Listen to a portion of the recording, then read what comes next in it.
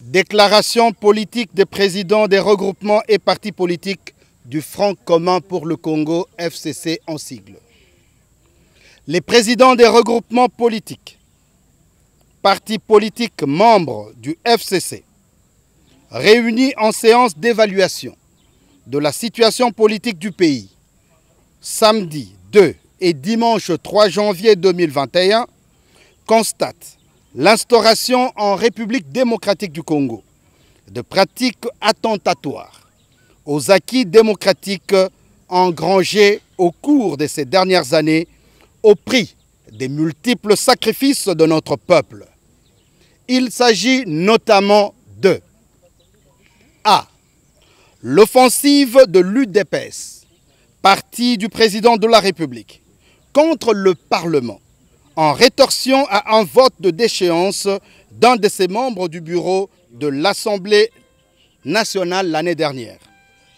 L'inviolabilité du siège de celle-ci, proclamée par l'article 7 de son règlement intérieur, jugé conforme à la Constitution par l'arrêt R-Const 891 du 29 mars 2019, lui accordant ainsi la force d'une loi organique, a été, depuis lors, malmenée à maintes reprises par des autorités judiciaires, militaires, policières et même des activistes du parti présidentiel pour contraindre les députés nationaux à se soumettre à la volonté et aux intérêts particuliers du président de la République.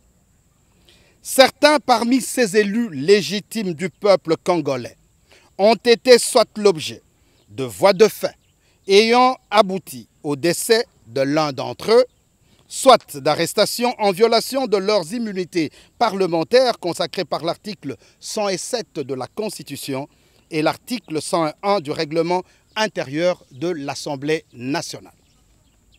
B.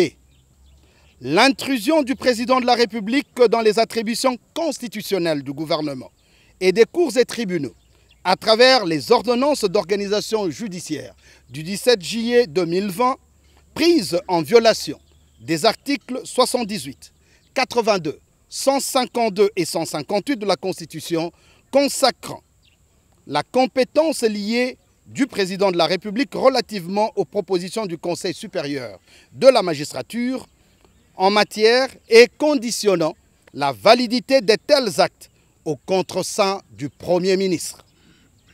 C. L'arrestation arbitraire du ministre de la Justice, garde des Sceaux, pour avoir posé un acte qualifié par le Premier ministre, chef du gouvernement lui-même, de simple faute administrative ne méritant qu'une sanction disciplinaire. D. L'intrusion dans les attributions constitutionnelles des assemblées provinciales par des mesures intempestives d'annulation des votes régulièrement adoptés par ces dernières à l'encontre de quelques gouverneurs de province en échange de leur transhumance vers l'UDPS en s'appuyant abusivement sur la justice et les technostructures sécuritaires, à savoir la police, ANR, FARDC, pour se constituer des majorités artificielles différentes de celles issues des urnes.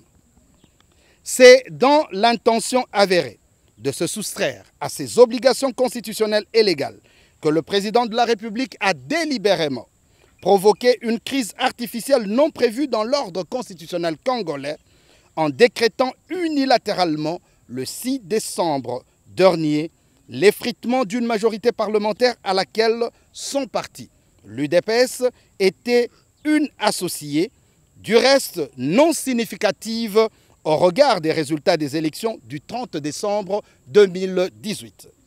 Pour le FCC, cette brutale remise en cause de la coalition majoritaire FCC-Cash ne saurait avoir aucun impact sur la vie institutionnelle nationale dès lors que l'identification de la majorité et de l'opposition à l'Assemblée nationale, faite conformément aux articles 26 et 54 du règlement intérieur de l'Assemblée nationale, en début de législature et pour toute la durée de celle-ci, n'est nullement remise en cause par le retrait de l'UDPS, à défaut à défaut d'élections générales anticipées, seul à même de reconfigurer légalement cette dispensation.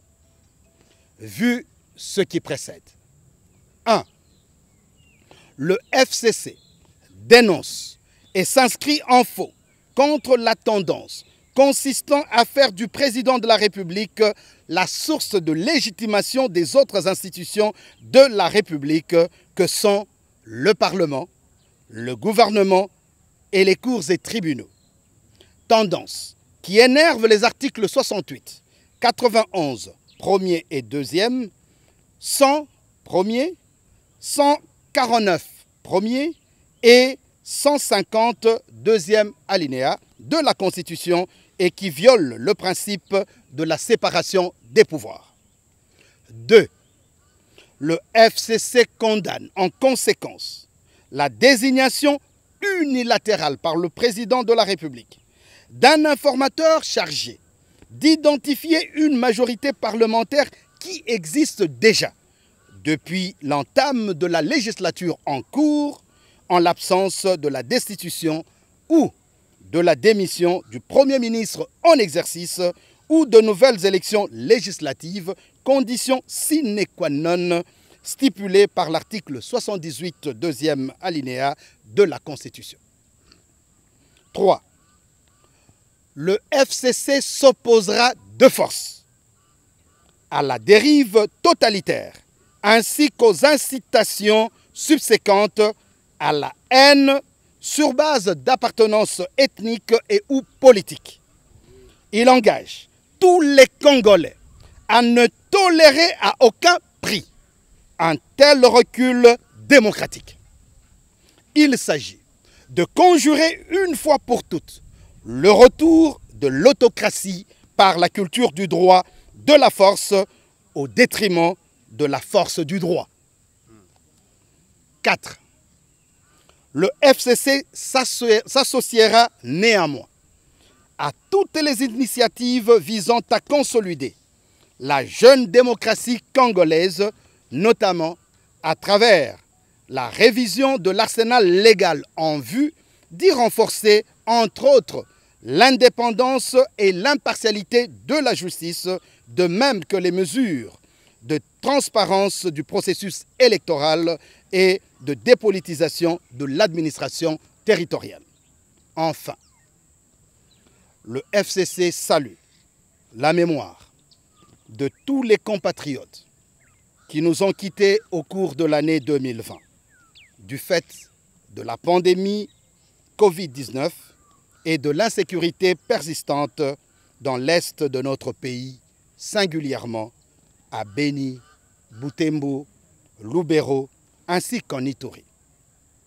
Une pensée pieuse aussi pour nos militaires qui sont tombés dans le service de leurs fonctions au service de la patrie, dont les derniers en date sont les jeunes pilotes fleurants de l'aviation congolaise. À leurs familles, ainsi qu'à toute la nation congolaise, le FCC présente ses condoléances attristées.